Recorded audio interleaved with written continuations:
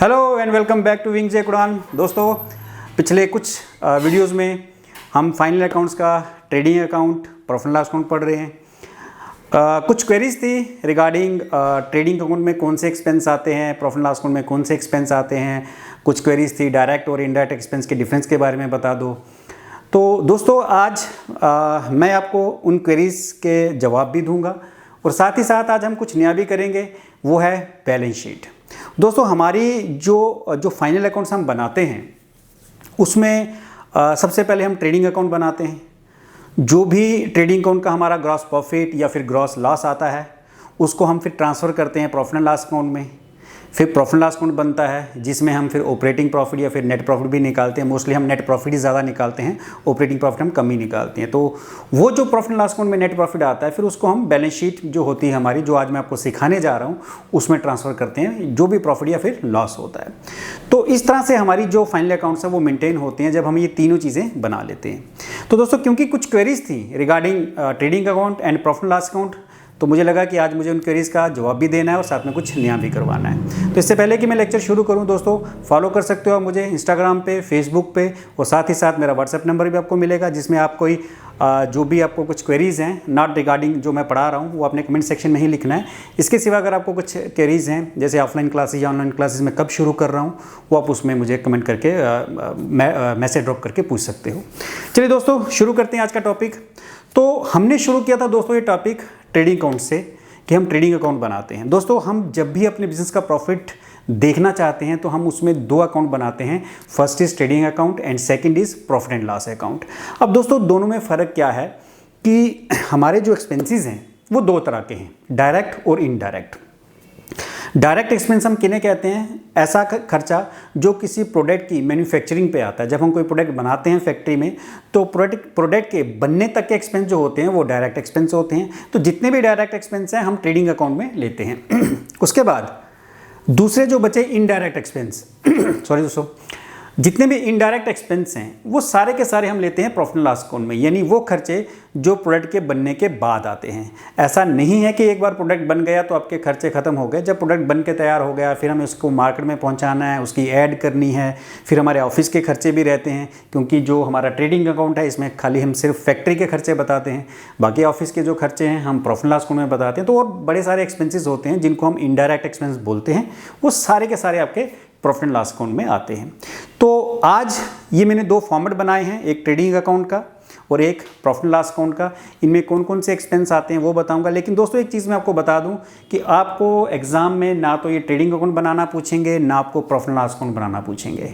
ये नहीं आएगा। जो मैंने फॉर्मूलेज आपको दिखाए थे ऑपरेटिंग प्रॉफिट निकालने का, वो आपको एग्जाम में ऑपरेटिंग प्रॉफिट या फिर नेट प्रॉफिट निकालने का या ग्रॉस प्रॉफिट निकालने का या कॉस्ट ऑफ गुड्स सोल्ड निकालने का, ये लास्ट वीडियोस में हम डिस्कस कर चुके हैं। जिन्होंने नहीं देखा वो वीडियोस देख लें। तो वो ज़्यादा पूछेंगे, ये नहीं पूछेंगे। सिर्फ इसमें आपको क्या चीज़ मिल सकती है कि कौन सा एक्सपेंस डायरेक्ट है, कौन सा इनडायरेक्ट, क्योंकि ये भी एमसीक्यूज़ का क्वेश्चन हो सकता है कि कोई एक पर्टिकुलर एक्सपेंस आपको लिख देंगे और पूछेंगे ये कहाँ पे आएगा या ये कौन सा एक्सपेंस है, डायरेक्ट है या इनडायरेक्ट है। इस तरह के एमसीक्यूज़ आ सकते हैं।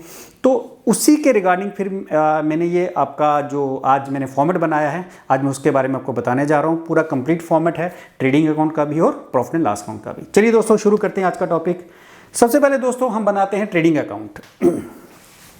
तो जैसे मैंने कहा कि ये जो ट्रेडिंग अकाउंट और प्रॉफिट एंड लॉस अकाउंट है ये दोनों ही नॉमिनल अकाउंट है। नॉमिनल अकाउंट मतलब इनकी डेबिट साइड में हम एक्सपेंसेस रिकॉर्ड करते हैं और क्रेडिट साइड में इनकम रिकॉर्ड करते हैं। तो जो हम ट्रेडिंग अकाउंट है यहाँ पे मैं आपको बता रहा हूँ, तो ये जो डेबिट साइड है इसमें जितने भी एक्सपेंसेस हैं वो लिए गए हैं।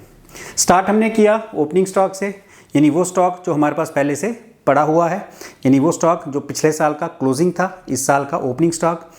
उसके बाद हम जो परचेजेस करते हैं, क्योंकि हमारे पास स्टॉक अगर पिछले साल का कुछ पड़ा हुआ है तो कुछ हमें इस साल परचेजेस भी करनी है, तो उसमें से जो भी हमने परचेज रिटर्न किए वो माइनस कर देंगे।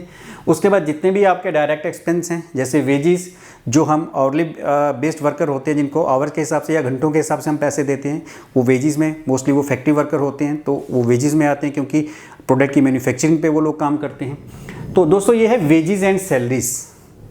अब जो सैलरी है वो इनडायरेक्ट एक्सपेंस है और जो वेजेस है वो डायरेक्ट एक्सपेंस है, क्योंकि सैलरीज हम जो है आवरली बेस्ड नहीं होती, ये मंथली होती हैं या ईयरली होती हैं या वीकली भी होती हैं। तो ये हमारा डायरेक्ट इनडायरेक्ट है और ये डायरेक्ट है। अब मैंने वेजेस एंड सैलरीज दोनों इकट्ठा लिखा है, इसका कंसेप्ट मैं पहले भी क्लियर करवा चुका हूँ कि अगर आपको क्वेश्चन में आ जाए वेजेस एंड सैलरीज, तब आप इसको क्या मानोगे, डायरेक्ट या इनडायरेक्ट। तो देखो दोस्तों, अगर वेजेस वर्ड पहले लिखा गया है तब ये डायरेक्ट है। अब इसका लॉजिक क्या है, लॉजिक ये है कि कई बार हम वेजेस एंड सैलरीज इकट्ठी ले लेते हैं, मर्ज कर लेते हैं, तो उसमें ये देखा जाता है कि जिसका पोर्शन ज़्यादा है उसका वर्ड पहले लिखा जाता है। अब वेजेस एंड सैलरीज मान लो ये टोटल अमाउंट दोनों का 1000 है, जिसमें से मान लो 900 वेजेस हैं और 100 सैलरीज है। अब क्योंकि वेजेस का पोर्शन ज़्यादा है तो हम इसको लिखेंगे वेजेस एंड सैलरीज, तो ये हमारा डायरेक्ट एक्सपेंस है, ट्रेडिंग अकाउंट में आएगा। लेकिन अगर मान लो सैलरीज का पोर्शन ज़्यादा होता कि सैलरीज 900 और वेजेस 100 होती, तब इसको बोला जाता है सैलरीज एंड वेजेस। तो ये जितनी भी सैलरीज एंड वेजेस हैं फिर ये आपके प्रॉफिट लॉस अकाउंट की डेबिट साइड में आती। उसके बाद डायरेक्ट एक्सपेंस, ये तो मैंने बता ही दिया। इसके अलावा भी डायरेक्ट एक्सपेंस, ये सारे वैसे डायरेक्ट ही हैं, लेकिन कई बार डायरेक्ट एक्सपेंस वैसे ही लिखा होता है कि ये डायरेक्ट एक्सपेंस है, जैसे कोई आपका ऑयल वगैरह कंज्यूम हुआ या और कोई चीज़ जो हमारी प्रोडक्शन में काम आती है, तो उसको भी डायरेक्ट एक्सपेंस बोलेंगे। तो जैसे मैंने कहा कि जितने भी डायरेक्ट एक्सपेंस हैं यहीं पे आएंगे। कैरेज इनवर्ड, जो हम रॉ मटेरियल खरीदते हैं, प्रोडक्शन के लिए हमें रॉ मटेरियल चाहिए, तो उसको फैक्ट्री तक पहुंचाने में जो हमारा किराया लगता है, कोई ट्रक का फेयर दे दिया या कोई हमने ट्रेन से मंगवाया माल, तो वो जो हमने किराया दिया उसको बोलते हैं कैरेज इनवर्ड। एक होता है आउटवर्ड, वो आपका प्रॉफिट एंड लॉस अकाउंट में आएगा, वो होता है प्रोडक्ट के बनने के बाद का, यानी जब प्रोडक्ट बन चुका है उसको मार्केट तक पहुंचाना, that is called carriage outward, तो वो इनडायरेक्ट है। फ्रेट एंड कार्टेज, ये भी किराया ही है। उसके बाद फैक्ट्री पावर, फैक्ट्री में जो हम पावर यूज़ कर रहे हैं, जैसे इलेक्ट्रिसिटी एंड फ्यूल जो फैक्ट्री में यूज़ हो रहा है, ये भी आपका डायरेक्ट है। तो इन शॉर्ट जितने भी फैक्ट्री के जितने भी एक्सपेंस होते हैं वो सारे के सारे डायरेक्ट हैं, क्योंकि प्रोडक्ट की जो मैन्युफैक्चरिंग है वो फैक्ट्री में ही होती है, तो वो सारे के सारे आपके फिर डायरेक्ट एक्सपेंस में आएंगे। ये ग्रॉस प्रॉफिट तो बाद में आएगा। अब इस तरफ आएंगे तो सेल्स, उसमें से माइनस कर लेनी है सेल्स रिटर्न। हमने जो गुड्स बेची और उसमें से कुछ कई बार हमें वापस आ जाती हैं, रिटर्न्स हो जाती हैं, तो उसको बोलते हैं सेल्स रिटर्न। तो रिटर्न्स आपने माइनस कर लेनी है। और क्लोजिंग स्टॉक, क्लोजिंग स्टॉक हो गया ऐसा स्टॉक जो साल के एंड में हमें बच गया, यानी जो हमारा स्टॉक, जो वो स्टॉक जो हमारा नहीं बिका उसको कहते हैं क्लोजिंग स्टॉक। तो फिर आपने करना क्या दोस्तों, जो साइड बड़ी है उसका टोटल पहले कर लेना है। तो आपको अपने इसका भी टोटल करना है, इसका भी टोटल करना है। अगर मान लो ये साइड बड़ी है तो यहाँ से लेके ओपनिंग स्टॉक से लेके यहाँ तक जितने भी डायरेक्ट एक्सपेंस हैं आपने सारे माइनस कर देने हैं, जो आपका आएगा वो होगा ग्रॉस प्रॉफिट। और अगर ये वाली साइड बड़ी है, डेबिट साइड, एक्सपेंसेस ज़्यादा, इनकम कम है, तो इस साइड में से ये आपने सेल्स और क्लोजिंग स्टॉक माइनस कर लेना है, तो आपका क्या आएगा, ग्रॉस लॉस। दोनों में से कोई एक चीज़ ही आएगी। तो इस तरह से आपने ट्रेडिंग अकाउंट बनाना है। जब आपका ट्रेडिंग अकाउंट बन गया उसके बाद आपने सेकंड स्टेप है प्रॉफिट एंड लॉस अकाउंट बनाना।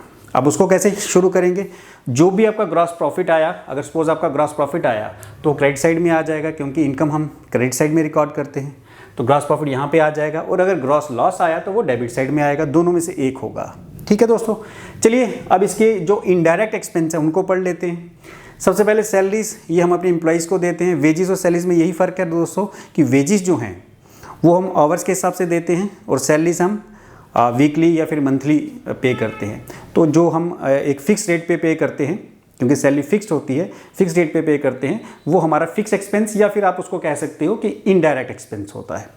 उसके बाद प्रिंटिंग, जो हम अपनी बुक्स प्रिंट करवाते हैं, चाहे वो रिसिप्ट बुक है या और कई तरह की बुक्स हम जो यूज़ करते हैं, तो उस पर जो खर्चा आ गया, पोस्टेज पे जो खर्चा आता है, उसके बाद लीगल एक्सपेंस यानी कोर्ट फीस वगैरह जो हम पे करते हैं तो वो लीगल एक्सपेंस आ गए। टेलीफोन लगा रखा है उसका रेंट जो दे रहे हैं। इंश्योरेंस, हम अपने स्टॉक की इंश्योरेंस भी करवाते हैं कि कोई फ्यूचर में मिस हैपनिंग हो तो हमें वो इंश्योरेंस है वो हमारा जो लॉस है वो कवर हो जाए, तो इंश्योरेंस। या फिर हम मशीनरी की रिपेयर करते हैं, वो भी हमारा इनडायरेक्ट है। डेप्रिसिएशन, मतलब किसी एसेट की वैल्यू जो डिक्रीज़ होती है उसको डेप्रिसिएशन कहते हैं, तो एसेट की वैल्यू डिक्रीज़ हुई, एक तरह का हमारा लॉस है, तो वो भी यहाँ पे लेंगे। इंटरेस्ट हमने अगर कोई पे किया है, कोई हमने लोन लिया उस पर जो इंटरेस्ट पे किया है वो भी हमारा इनडायरेक्ट एक्सपेंस है। कन्वेंस, कहीं आने जाने का एम्प्लॉयज़ के लिए हमने कोई गाड़ियाँ लगा रखी हैं तो उनको जो हम उसका खर्चा देते हैं कन्वेंस एक्सपेंस, वो आ जाएंगे। बैंक चार्जेस, बैंक हमसे कुछ अगर इंटरेस्ट ले रहा है या किसी तरह के हमसे कोई फ़ीस या कमीशन ले रहा है उसको बैंक चार्जेस बोलते हैं, तो वो भी इनडायरेक्ट है। जनरल एक्सपेंस, जनरली कोई भी एक्सपेंस इसमें ले सकते हो, तो ये इसमें आ जाए, इनडायरेक्ट है ये भी। लॉस बाय फायर, आग लगी उससे नुकसान हुआ, ये भी इनडायरेक्ट एक्सपेंस है। एडवर्टीजमेंट, हम ऐड करते हैं किसी भी मीडिया में, पेपर में, टीवी में, तो वो हम जो उस पर खर्चा कर रहे हैं वो भी इनडायरेक्ट है। कैरेज आउटवर्ड, प्रोडक्ट को मार्केट में पहुंचाना, मैंने इनवर्ट बताया था, तो कैरेज आउटवर्ड हो गया। जब फैक्ट्री से प्रोडक्ट मार्केट में पहुंचेगा, उस पर जो किराया लगेगा आपका, उसको कैरेज आउटवर्ड बोलते हैं। डिस्काउंट, जब हम अपने कस्टमर को कुछ डिस्काउंट दे देते हैं, छूट देते हैं प्रोडक्ट पे। बैड डेट्स, वो पैसा जो हम किसी को क्रेडिट सेल जब हम करते हैं और वो पैसा हमें वापस नहीं आता, डूब जाता है, उसको हम बैड डेट्स बोलते हैं। तो ये सारे के सारे आपके इनडायरेक्ट एक्सपेंस हैं। तो आपने सारे इस तरफ ले लेनी है। इस तरफ जैसे मैंने कहा था, एक तो ग्रॉस प्रॉफिट से हम शुरू करेंगे, दूसरा जितनी इनकम्स हैं। अब ये ग्रॉस प्रॉफिट के नीचे जो इनकम्स हैं, ये वो इनकम्स हैं जो हमारे बिजनेस से रिलेट नहीं करती, या जो हमारा कोर बिजनेस या मेन बिजनेस है उससे अलग जो इनकम्स हैं। ये मैंने लास्ट वीडियो में आपको बताया भी था। तो कौन कौन सी इनकम, जैसे हमें कोई रेंट आ गया, हमें कोई डिस्काउंट मिल गया, या हमें कोई कमीशन मिल गई, हमें कोई इंटरेस्ट मिल गया, जो हमने एफडी बना रखी उस पर जो इंटरेस्ट आ गया, या हमारे बैड डेट्स रिकवर हुए। कई बार हमारा जो पैसा डूब गया वो तो बैड डेट्स है, लेकिन कई बार कुछ समय के बाद वो हमें वापस मिल जाते हैं, तो वो हमारा गेन है। तो इनकम होगी तो बैड डेट्स रिकवर्ड इधर आ जाएंगे। क्रेडिट साइड में इनकम फ्रॉम इन्वेस्टमेंट, हमने कोई पैसा इन्वेस्ट करके रखा है या कहीं इन्वेस्टमेंट कर रखी है, उस पर जो इनकम आई हमें। डिविडेंड ऑन शेयर्स, हम बड़ी बड़ी कंपनीज़ के जो शेयर्स खरीदते हैं उस पर जो हमें प्रॉफिट आता है कंपनी का, उसको हम डिविडेंड बोलते हैं। कंपनी जितना प्रॉफिट कमाती है उसका कुछ हिस्सा शेयर होल्डर्स को देती है, जिसको हम क्या कहते हैं, डिविडेंड। ये भी इनकम है। तो इस तरह से आपने ये दोनों साइड्स डाल दी, फिर आपने टोटल करना। अगर ये साइड बड़ी है तो आपका आंसर जो होगा वो होगा नेट प्रॉफिट, और अगर ये साइड बड़ी एक्सपेंस वाली तो आपका जो आएगा वो आंसर होगा नेट लॉस। तो दोस्तों इस तरह से हमने ट्रेडिंग अकाउंट और प्रॉफिट लॉस अकाउंट बना लेना है। दोस्तों एक चीज़ और बोलना चाहूँगा कि अगर आपको ये लगता है कि अभी इसमें मैंने ऑपरेटिंग प्रॉफिट नहीं दिखाया, सीधा नेट प्रॉफिट ही बनाया है, लेकिन क्योंकि मोस्टली नेट प्रॉफिट ही पूछा जाता है, तो अगर आपको ये लगता है कि मैं कोई एक ऐसा क्वेश्चन करवाऊँ जिसमें ट्रेडिंग अकाउंट भी बनाऊँ, एक क्वेश्चन में प्रॉफिट लॉस अकाउंट बनाऊँ, उसमें ऑपरेटिंग प्रॉफिट भी दिखाऊँ और बैलेंस शीट भी, तो आप मुझे कमेंट सेक्शन में लिख देना। हालांकि इसकी ज़रूरत नहीं है इन अकाउंट्स की, लेकिन सिर्फ किस लिए कि आपको पता चल सके कि डायरेक्ट एक्सपेंस कौन से हैं, इनडायरेक्ट कौन से हैं, कौन सी इनकम कहाँ पे आएंगी। जैसे रेंट रिसीव्ड वगैरह ये पूछ सकते हैं आपके एमसीक्यूज में कि कहाँ आएगा, ट्रेडिंग अकाउंट में या प्रॉफिट लॉस अकाउंट में या बैलेंस शीट में या नन ऑफ दिस। तो आपको ये जब पढ़ा होगा आपने इस तरह से, तो आपको ये आइडिया लग जाएगा कि ये कहाँ पे आता है। तो अगर आप चाहते हो कि कोई एक पूरा एक पर्टिकुलर क्वेश्चन करवाऊँ जिसकी अभी ज़रूरत नहीं है, तो आप मुझे कमेंट सेक्शन में लिख सकते हो। ज़्यादा अगर व्यूज़ आए, ज़्यादा लोग बच्चों ने मुझे अगर कमेंट करके कहा कि क्वेश्चंस करवाने को, फिर मैं वो ज़रूर करवाऊंगा। तो दोस्तों इस तरह से ये आपका हो गया ट्रेडिंग अकाउंट और प्रॉफिट लॉस अकाउंट। अब आते हैं तीसरा स्टेप जो आज हम नया करने वाले हैं, वो है बैलेंस शीट। तो चलिए दोस्तों एक बैलेंस शीट का फॉर्मेट बना लेते हैं।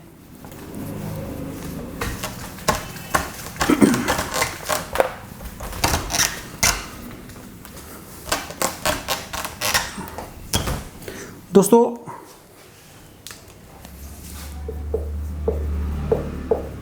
बैलेंस शीट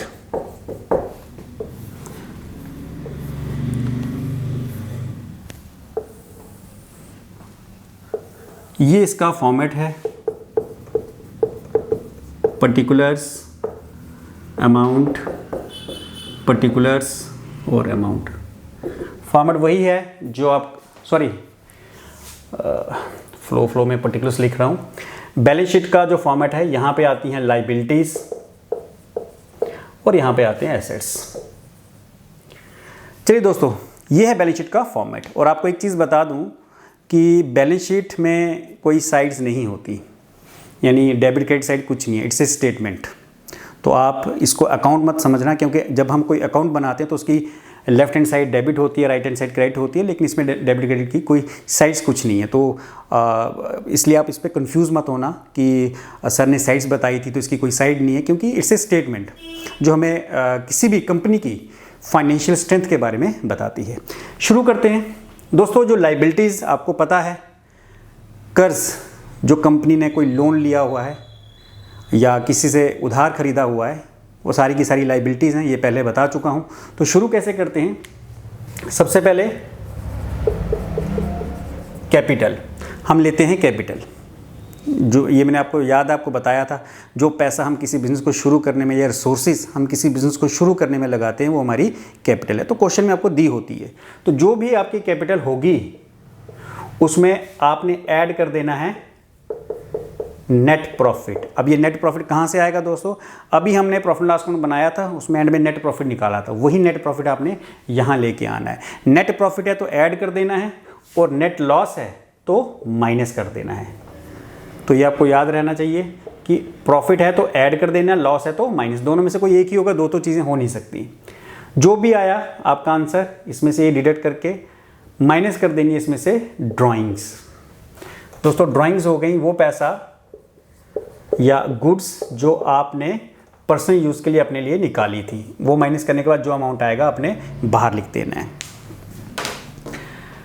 कैपिटल प्रॉफिट है तो ऐड कर लेना है, लॉस है तो माइनस कर देना, दोनों में से कोई एक होगा और माइनस कर देनी है आपने जो ड्राइंग्स की हैं, चाहे आपने कैश विदड्रॉ की है चाहे गुड्स विदड्रॉ की हैं, जो भी ड्राइंग्स आपने की होंगी क्वेश्चंस में दी होंगी वो आपने माइनस करके जो अमाउंट आएगा बाहर लिख देना है। उसके बाद आप फिर बाकी की लाइबिलिटीज़ लिखोगे, जैसे क्रेडिटर। क्रेडिटर किसे कहते हैं दोस्तों? जो आपने किसी का पैसा देना है, आपने कोई गुड्स खरीदी हैं उधार पे, तो वो जो पैसा आपने किसी को देना है जिससे आपने उधार में गुड्स खरीदी हैं उसको हम क्रेडिटर बोलेंगे। तो क्रेडिटर आपने यहाँ लिख देना है। इसके साथ बिल्स पेएबल। दोस्तों बिल्स पेएबल का मतलब, क्रेडिटर और बिल पेएबल मतलब ये आपकी लाइबिलिटीज़ ही हैं, लेकिन दोनों में फ़र्क क्या है कि जब हम किसी से कोई पैसा लेते हैं, इसमें एक चैप्टर है बिल्स ऑफ एक्सचेंज 11th का, आपके सिलेबस में नहीं है, उसका छोटा सा बता देता हूँ क्या है कि जब हम किसी से पैसा लेते हैं तो जो हमें पैसा दे रहा है वो हमसे एक बिल साइन करवाता है, एक डॉक्यूमेंट होता है जिसको हम बोलते हैं बिल्स ऑफ एक्सचेंज। वो हम साइन करके देते हैं। मैं किसी से पैसा ले रहा हूँ तो मैं उसके बिल पे वो साइन कर दूंगा, बिल्स ऑफ एक्सचेंज पे। साइन करने का ये मतलब होता है कि मैं उसको एक गारंटी दे रहा हूँ कि जितना पीरियड उस बिल में लिखा गया है मैं उस पीरियड के अंदर उसको पेमेंट करूँगा। मेरे लिए एक बाइंडिंग हो जाती है कि मुझे with in that specified period मुझे उस बंदे को पेमेंट करनी है, और अगर मैं ऐसा नहीं कर पाता तो उसके पास एक प्रूफ रहता है, वो मुझे कोर्ट में लेके जा सकता है। तो उस बिल को हम कहते हैं बिल पेएबल, जो बिल हमें पे करना है। तो ये हमारे लिए लाइबिलिटी है, यहाँ पे आ जाएगा। उसके बाद दोस्तों bank overdraft, bank OD, OD मतलब ओवरड्राफ्ट, जो आपने बैंक से पैसा जितना है उससे ज़्यादा विड्रॉ करवाया। इसके बारे में पहले भी बता चुका हूँ कि अगर मान लो आपके अकाउंट में 1 लाख है तो बैंक हमें कई बार ऐसी फैसिलिटी देते हैं कि हम जितना पैसा उससे ज़्यादा विड्रॉ कराएं। तो अगर मान लो 1 लाख अमाउंट में है और मैंने 1,30,000 विड्रॉ किया, तो वो 30,000 जो बैंक से मैंने ओवर विड्रॉ किया वो मुझे बैंक को वापस करना है एट सम पॉइंट, तो उसको बोलते हैं बैंक ओवरड्राफ्ट। तो वो भी यहाँ पे आ जाएगा। उसके बाद कोई लोन है, बैंक लोन है, बैंक से हमने कोई लोन लिया हुआ है, वो भी इधर आ जाएगा। तो दोस्तों इस तरह से जितनी भी हमारी लाइबिलिटीज़ हैं, आपको ज़्यादा डिटेल में जाने की ज़रूरत नहीं है, तो मैं इसलिए पूरी सारी नहीं लिखूंगा, लेकिन जितनी आपको ज़रूरत है, इन डेप्थ इतना भी नहीं चाहिए आपको, तो मैं यहाँ लिख रहा हूँ, फिर आपने इसका टोटल कर लेना है। अब आते हैं एसेट साइड में।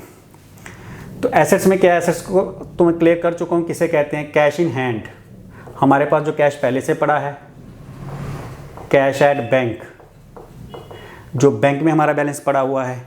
डेटर्स, डेटर्स कौन हो गए दोस्तों? जिनको हमने क्रेडिट में गुड्स बेची हुई हैं, जिनसे हमने पैसा लेना है, हमारे लिए वो डेटर यानी एसेट्स हैं, वो आ जाएंगे। उसके बाद बिल रिसीवेबल, आपको बिल पेएबल मैंने बताया।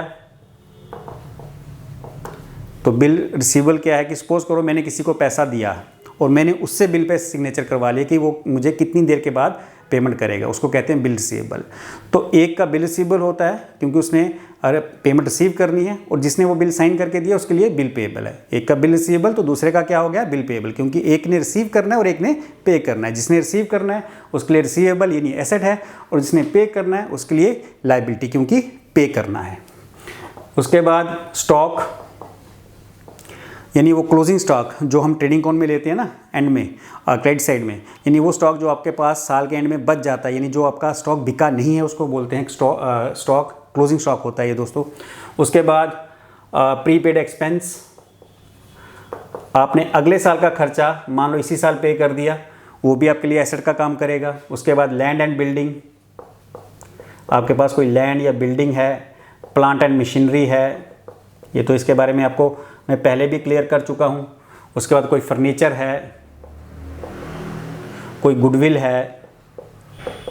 तो इस तरह से दोस्तों जितने भी एसेट्स हैं वो आपने डाल देने हैं और टोटल कर लेना है। अब इसमें आपको एक चीज़ हमेशा याद रखनी है कि जो आपका टोटल है वो बराबर आना चाहिए। बिल्कुल ऐसा नहीं है कि एक साइड बड़ी और एक साइड छोटी आ रही है। आपका टोटल अगर दोनों बैलेंस बराबर आ रहे हैं तो आपका आंसर सही है। अगर आपके बैलेंस सही नहीं बराबर नहीं आ रहे तो आपका आंसर गलत है। फिर आपने या तो बैलेंस शीट में गड़बड़ की है, या फिर प्रॉफिट एंड लॉस अकाउंट में गड़बड़ की है, या फिर ट्रेडिंग अकाउंट में कुछ आपने गलत किया है। तो बैलेंस शीट का हमेशा याद रखो कि बैलेंस शीट यानी इस शीट को जो बैलेंस कर रही है यानी दोनों साइड्स को, तो वो बैलेंस हमारा आना ही चाहिए। अगर यहाँ 1000 का टोटल है तो यहाँ पे भी 1000 का टोटल आना ही चाहिए, क्योंकि डुअलिटी कंसेप्ट है। एक ट्रांजैक्शन दो जगह लिखी जाती है। एग्जांपल देके समझाता हूँ दोस्तों कि सपोज करो आपने बिजनेस स्टार्ट किया, तो आप क्या कहते हो कि मेरी लाख रुपया कैपिटल आ गई, तो आप कैपिटल में लाख लिखोगे, लेकिन उधर बिजनेस में भी कैश आ गया लाख, अल्टीमेटली बराबर हो गई। तो इस तरह एक ट्रांजैक्शन दो जगह रिकॉर्ड होती है, तो एक जगह एसेट्स और एक जगह वो लाइबिलिटी का काम करती है। अकाउंटिंग क्वेश्चन में आपने वो पढ़ा भी था। तो ये दोनों साइड्स आपकी बराबर आनी चाहिए। आई होप आपको ये बैलेंस शीट का जो फॉर्मेट है ये क्लियर हो गया है। तो दोस्तों इसके साथ हम कुछ और पढ़ेंगे जो नेक्स्ट वीडियो में लाऊंगा कल। इसमें हम चैप्टर को समअप करेंगे, बैलेंस शीट के बारे में कुछ और जानेंगे, इसके थ्योरेटिकल पार्ट पे आएंगे। साथ ही साथ जैसे मैंने आपको कहा कि अगर आपको ये लगता है कि मुझे एक पूरा क्वेश्चन जिसमें मैं ट्रेडिंग अकाउंट भी बनाऊं, प्रॉफिट एंड लॉस अकाउंट में ऑपरेटिंग प्रॉफिट अलग से दिखाऊं, फिर नेट प्रॉफिट अलग से दिखाऊं और फिर बैलेंस शीट बना के दिखाऊं, ऐसा एक क्वेश्चन आपको ज़रूरत है समझने की, या मैं करवाऊँ आपको, तो आप मुझे कमेंट सेक्शन में लिखिए, बोलिए मुझे अगर ज़्यादा कमेंट्स आएंगे कि आप ये क्वेश्चन ज़रूर करवाओ तो मैं करवाऊंगा। हालांकि मैंने कह दिया कि क्वेश्चन की ज़रूरत नहीं है, बेसिक समझो, क्योंकि आपको पूरा इस तरह से क्वेश्चन करना नहीं आएगा, तो बेसिक्स आपको समझने की ज़रूरत है। और आई होप आपको जो मैंने फॉर्मूलेस लिखवाए थे वो आपने पढ़े हैं और आपको क्लियर हुए हैं। अगर वो भी नहीं क्लियर हुए तो एक बार आप मुझे फिर से कमेंट सेक्शन में बोल सकते हो कि फॉर्मूलेस भी आपको मैं एक बार दोबारा से क्लियर करवा दूँ। आपको फॉर्मूलेस पर ज़्यादा फोकस करना है। तो दोस्तों ये था आज का टॉपिक।